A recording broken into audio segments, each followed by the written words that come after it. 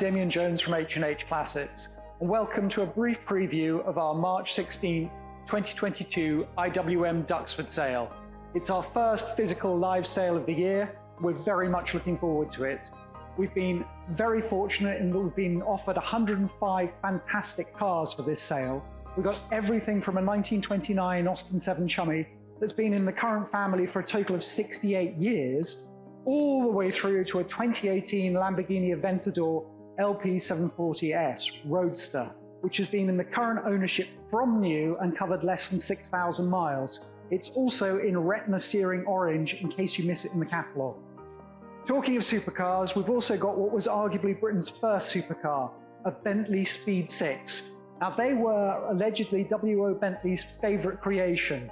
They won the Le Mans 24-hour twice.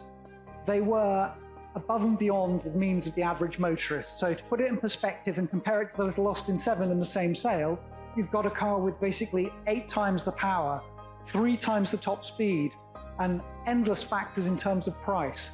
They were a very expensive car when new. To get an idea of that, the car that we're offering, when it was first registered, was registered with an address in London that's now known to be on Billionaires Row. The Speed 6 has had a little bit of a checkered life. It was involved in a crash a number of years ago. It's been substantially restored. It's been turned into a wonderful touring machine. So it's been all over the world, been in the current ownership for 19 years, been looked after by Graham Moss, as respected marque specialist RC Moss all that time. It is on the button, ready to go. Serviced last year and just a fabulous thing. Equally fabulous, but for different reasons, is a 1964 Aston Martin DB5. Now, that's been in the current family ownership since 1985.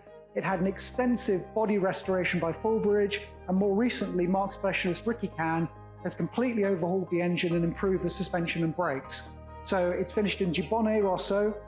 It's got most of its original interior, which is gorgeous, and it's a car that goes, stops, steers better than it would have done when new, and is that iconic link to James Bond. Speaking of Astons, we've also got a 1971 Aston Martin DB6 Mark II that's been in the current family ownership since 1972, so since it was a year old. And we've got an Aston Martin 1955 Aston Martin DB24 Mark I. Now, that was first owned by a man called Stanley Marino Harrocks. And Mr. Harrocks was a real marque enthusiast. So we've actually been contacted by the owner of one of his sister cars, because as well as the DB24, he took delivery of a DB4 GT, amongst other Astons, so a very serious contender. As well as the nice selection of Aston Martins, we've got a good cross-section of Bentleys. So as well as the Speed 6, we've got a couple of S-Series Continentals, an S1 and an S2 Continental. The S1 is just emerged from a painstaking restoration. It's had a couple of little modern touches integrated, so it's got a hidden sat-nav, it's got modern speakers behind the cloth speaker grills. It's a beautiful thing. The S2 Continental is no less stunning.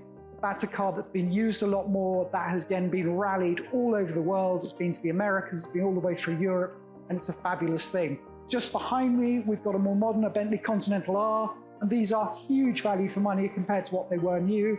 And we've even got a little Bentley T2, well, not a little, but a Bentley T2, one of 558 made. We've got 2 Audi Quattros.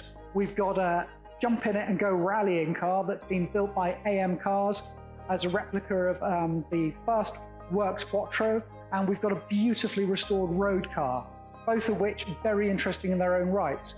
We've got a number of specials. We've got a lovely Bentley Mark VI special built by David Simpson, and we've got a multiple award-winning Riley 12.4 special. They're both very nicely crafted cars.